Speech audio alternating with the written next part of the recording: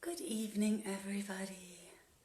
I hope you're doing well and that you had a great day. Welcome to Readings in Isolation. My name is Saman Giraud and I'm your host this evening. All right, let's see. Hi, Anita. Hi, Joanna. Just making sure everything's fine on the tech. Okay.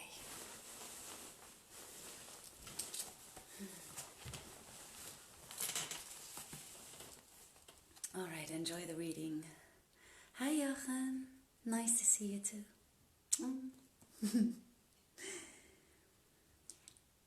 Now, when it was the 29th night, she said, "It hath reached me, O auspicious king, that the beautiful youth said to the broker, 'Take over the 1,000 dirhams.'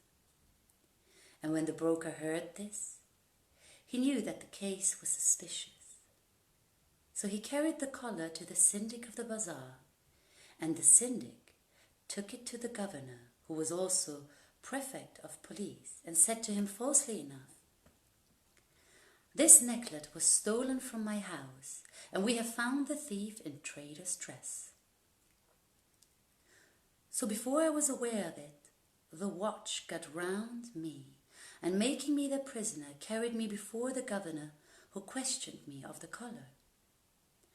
I told him the tale I had told to the broker, but he laughed and said, 'These words are not true.' Then before I knew what I was doing, the guard stripped off my clothes and came down with palm rods upon my ribs, till for the smart of the stick I confessed, it was I who stole it, saying to myself, 'tis better for thee to say I stole it, than to let them know that its owner was murdered in thy house, for then would they slay thee to avenge her. So they wrote down that I had stolen it, and they cut off my hand, and scalded the stump in oil, when I swooned away for pain. But they gave me wine to drink, and I recovered, and taking up my hand was going to my fine house, when my landlord said to me, Inasmuch, O my son, as this hath befallen thee, thou must leave my house and look out for another lodging for thee, since thou art convicted of theft.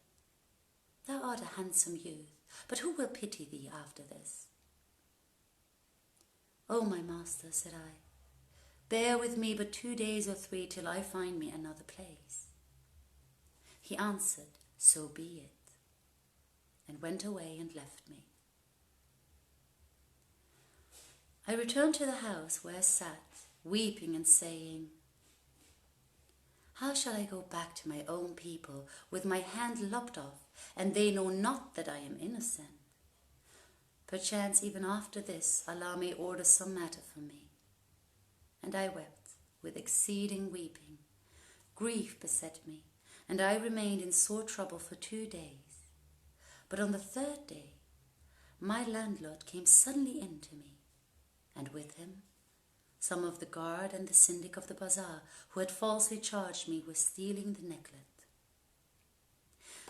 I went up to them and asked, what is the matter?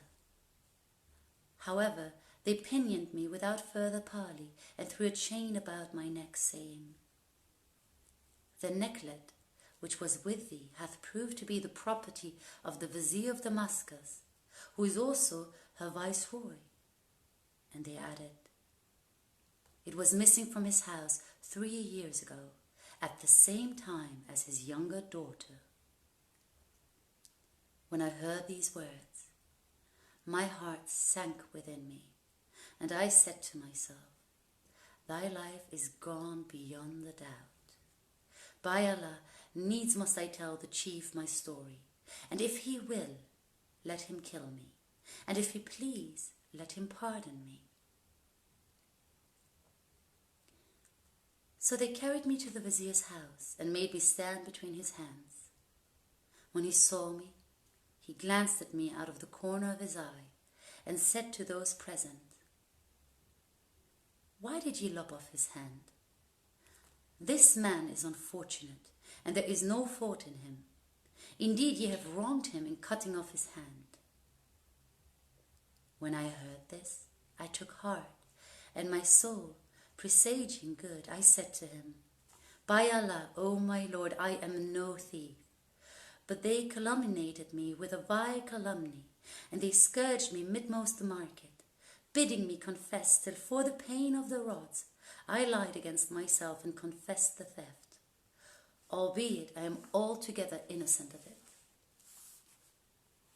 Fear not, quoth the viceroy, no harm shall come to thee. Then he ordered the syndic of the bazaar to be imprisoned and said to him, give this man the blood money for his hand, and if thou delay, I will hang thee and seize all thy property. Moreover, he called to his guards, who took him and dragged him away, leaving me with the chief. Then they loosed by his command the chain from my neck and unbound my arms, and he looked at me and said, O my son, be true with me, and tell me how this necklace came to thee. And he repeated these verses, truth best befits thee, albeit truth shall bring thee to burn on the threatened fire. By Allah, O my Lord, answered I will tell thee nothing but the truth. Then I related to him all that had passed between me and the first lady, and how she had brought me the second, and had slain her out of jealousy, and I detailed for him the tale to its full. When he heard my story, he shook his head and struck his right hand upon the left, and putting his kerchief over his face, wept a while, and then repeated, I see the woes of the world abound, and worldlings sick with spleen and teen. There's one who the meeting of two shall part, and who part not are few and far between. Then he turned to me and said, Know, O my son, that the elder damsel who first came to thee was my daughter, whom I used to keep closely guarded. When she grew up, I sent her to Cairo and married her to her cousin, my brother's son. After a while, he died and she came back, but she had learned wantonness and ungraciousness from the people of Cairo. So she visited thee 4 times, and at last brought her younger sister. Now they were sisters German and much attached to each other. And when the adventure happened to the elder, she disclosed her secret to her sister, who desired to go out with her. So she asked their leave and carried her to thee, after which she returned alone. And finding her weeping, I questioned her of her sister, but she said, I know nothing of her. However, she presently told her mother privily of what had happened, and how she had cut off her sister's head, and her mother told me. Then she ceased not to weep and say, By Allah, I shall cry for her till I die. Nor did she give over mourning till her heart broke and she died, and things fell out after that fashion. See then, O my son, what hath come to pass. And now I desire thee not to thwart me in what I am about to offer thee, and it is that I purpose to marry thee to my youngest daughter, for she is a virgin and born of another mother. And I will take no dower of thee, but on the contrary will appoint thee an allowance, and thou shalt abide with me in my house in the stead of my son. So be it, I answered, and how could I hope for such good fortune? Then he sent at once for the Qazi and witnesses, and let write my marriage contract with his daughter, and I went into her. Moreover, he got me from the syndic of the bazaar a large sum of money, and I became in high favour with him. During this year news came to me that my father was dead, and the vizier dispatched a courier with letters bearing the royal sign manual to fetch me the money which my father had left behind him.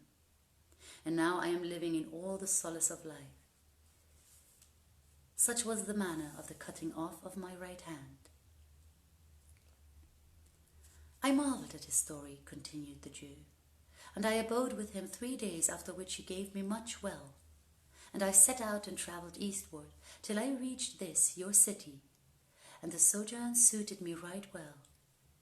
So I took up my abode here, and there befell me what thou knowest with the hunchback. Thereupon the king of China shook his head and said, This story of thine is not stranger and more wondrous and marvellous and delectable than the tale of the hunchback, and so needs must I hang the whole number of you. However, there yet remains the tailor, who is the head of all the offence.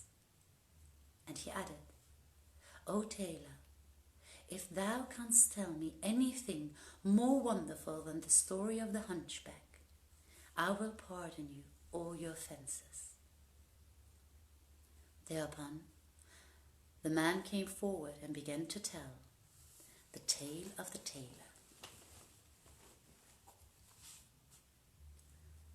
Know, O king of the age, that most marvellous was that which befell me but yesterday, before I foregathered with the hunchback.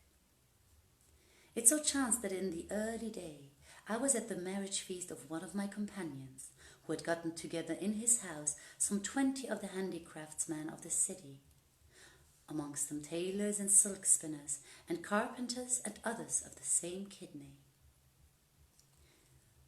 As soon as the sun had risen, they set food before us that we might eat, when behold, the master of the house entered, and with him a foreign youth, and a well-favoured of the people of Baghdad, wearing clothes as handsome could be.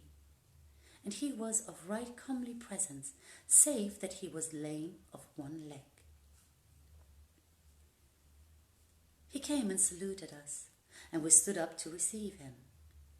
But when he was about to sit down, he espied amongst us a certain man which was a barber, whereupon he refused to be seated and would have gone away. But we stopped him, and our host also stayed with him, making oath that he should not leave us, and asked him, "What is the reason of thy coming in and going out again at once?"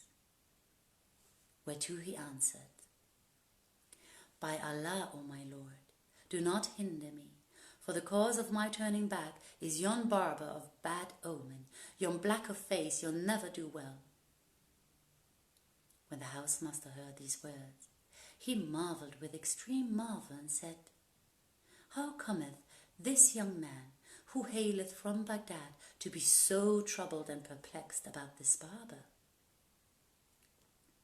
Then we looked at the stranger and said, "Explain the cause of thine anger against the barber."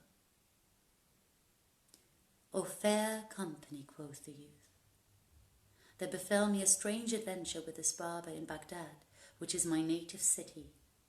He was the cause of the breaking of my leg and of my lameness, and I have sworn never to sit in the same place with him, nor even tarry in any town where he happens to abide. And I have bidden adieu to Baghdad, and travelled far from it, and came to stay in this your city. Yet I have hardly passed one night before I meet him again. But not another day shall go by ere I fare forth from here."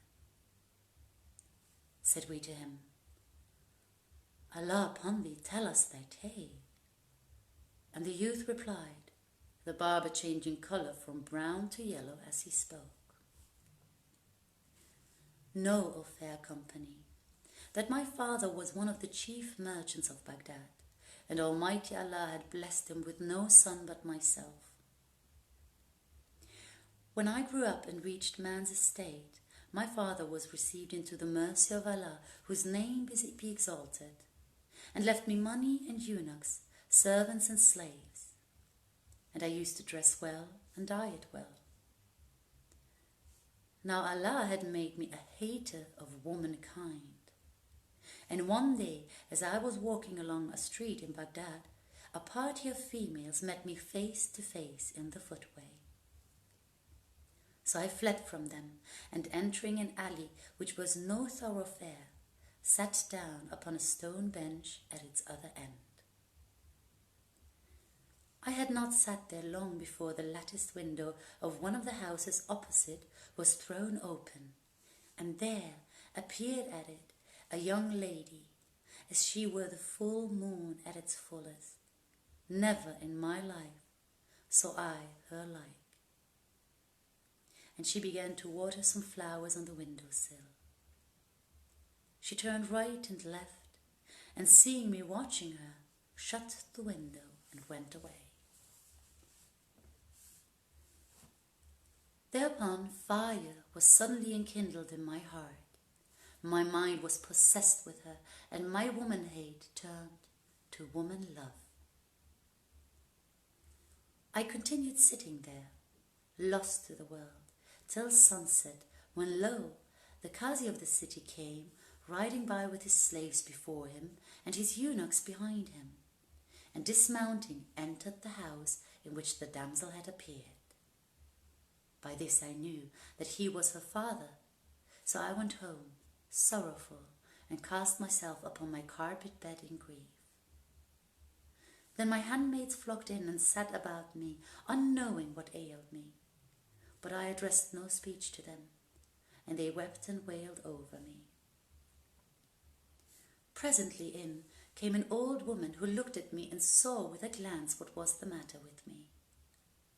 So she sat down by my head and spoke me fair, saying, "O my son, tell me all about it, and I will be the means of thy union with her."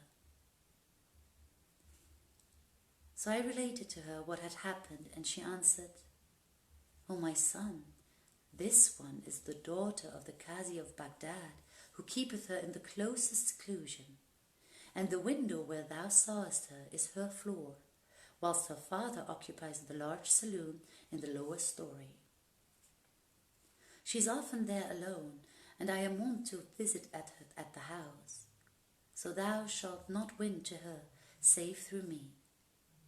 Now set thy wits to work and be of good cheer. With these words she went away, and I took heart at what she said, and my people rejoiced that day, seeing me rise in the morning safe and sound.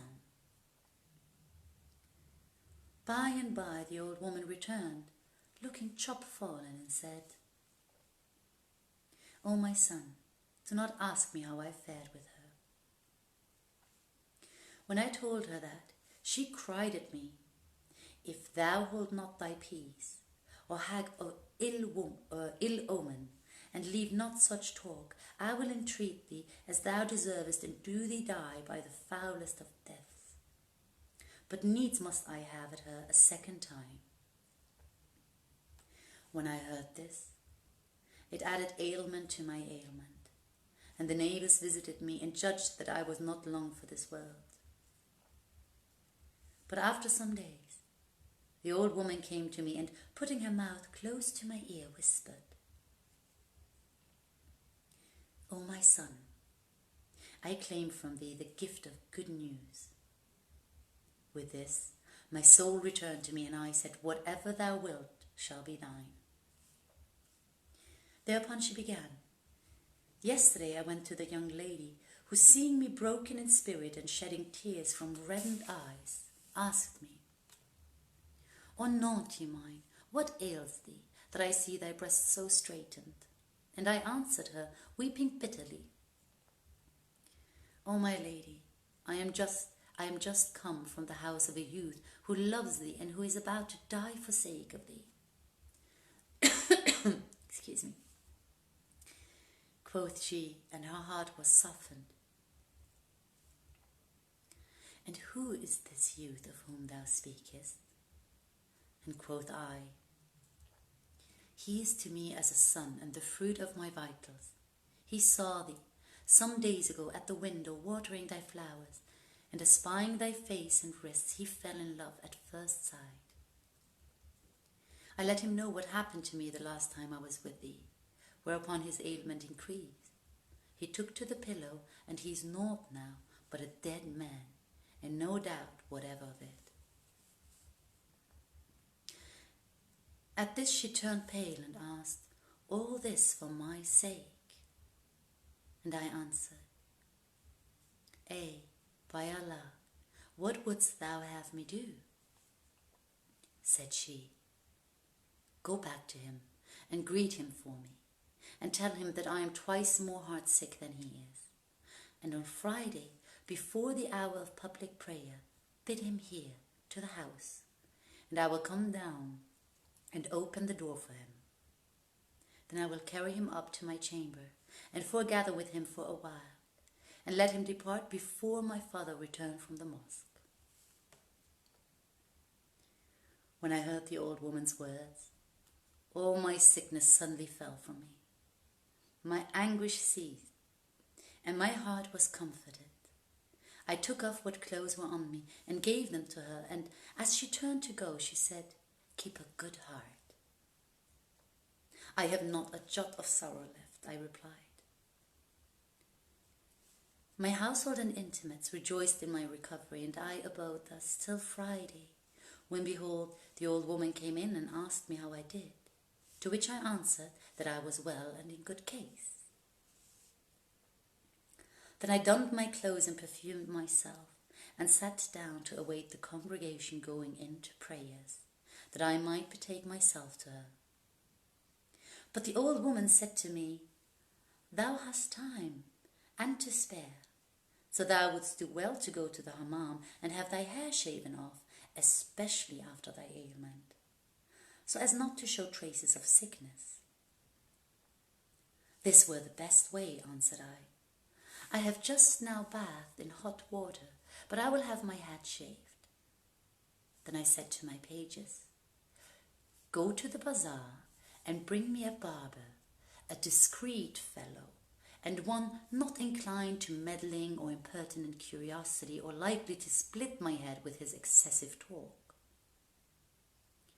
The boy went out at once and brought back with him this wretched old man, this sheikh of ill omen. When he came in, he saluted me, and I returned his salutation. Then quoth he, "Of a truth I see thee thin of body." And quoth I have been ailing." He continued, "Allah drive far away from thee thy woe and thy sorrow and thy trouble and thy distress." "Allah grant thy prayer," said I. He pursued, "All gladness to thee, O my master, for indeed recovery is come to thee. Dost thou wish to be palled or to be blooded? Indeed, it was a tradition of Ibn Abbas, Allah accept him, that the apostle said, 'Whoso cutteth his hair on a Friday, the Lord shall avert from him 70 calamities.' And again is related of him also that he said, 'Cupping on a Friday keepeth from loss of sight and a host of diseases.'" "Leave this talk," I cried. "Come, shave me my head at once, for I can't stand it." So he rose and put forth his hand in most leisurely way and took out a kerchief and unfolded it, and lo, it contained an astrolabe with 7 parallel plates mounted in silver.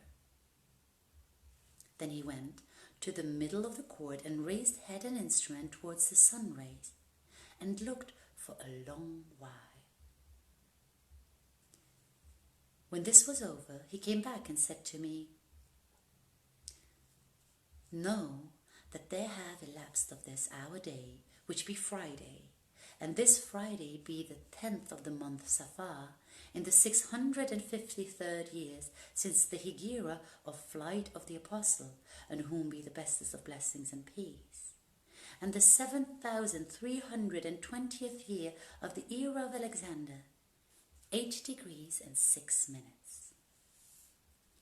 Furthermore, the ascendant of this, our day, is according to the exactest science of computation the planet Mars, and it so happeneth that Mercury is in conjunction with him, denoting an auspicious moment for hair cutting.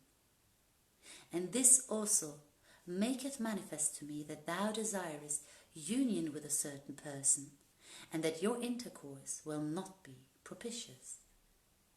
But after this, there occurreth a sign respecting a matter which will befall thee, and whereof I will not speak." "O thou," cried I, "by Allah, thou weariest me and scatterest my wits, and thy forecast is other than good. I sent for thee to pull my head and naught else, so up and shave me and prolong not thy speech." "By Allah," replied he, "if thou but knew what is about to befall thee, thou wouldst do nothing this day. And I counsel thee to act as I tell thee by computation of the constellations." "By Allah," said I, "never did I see a barber who excelled in judicial astrology save thyself. But I think and I know that thou art most prodigal of frivolous talk. I sent for thee only to shave my head, but thou comest and pesterest me with a sorry prattle." "What more wouldst thou have?" replied he. "Allah hath bounteously bestowed on thee a barber who is an astrologer, one learned in alchemy and white magic, syntax, grammar, and lexicology, the arts of logic, rhetoric, and elocution, mathematics, arithmetic, and algebra, astronomy, astromancy, and geometry, theology, the traditions of the Apostle, and the commentaries on the Quran. Furthermore, I have read books galore, and digested them, and have had experience of affairs, and comprehended them. In short, I have learned the theoric and the practic of all the arts and sciences. I know everything of them, but wrote, and I am a past master in tota rescibili. Thy father loved me for my lack of officiousness. To serve thee is a religious duty incumbent on me. I am no busybody, as thou seemest to suppose, and on this account I am known as the silent man, also the modest man. Wherefore it behoveth thee to render thanks to Allah Almighty, and not cross me, for I am a true counsellor to thee, and benevolently minded towards thee. Would that I were in thy service a whole year, that thou mightest do me justice, and I would ask thee no wage for all this. When I heard his flow of words, I said to him, Doubtless, thou wilt be my death this day. And Shahrazad perceived the dawn of day and ceased to say her permitted say. Hope you enjoyed the reading, everyone. Thank you so much for tuning in. Let me stretch a bit. I wish you a wonderful, wonderful night. Remember, going inwards instead of outwards. Yeah, the heart. Thank you so much. Sleep tight, sweet dreams. Hi, Jochen. I can see your comment. It's just really tiny from over here, but I'm going to read it right now and respond. Sleep tight, everyone. Have a great night, and thanks for tuning in. Bye.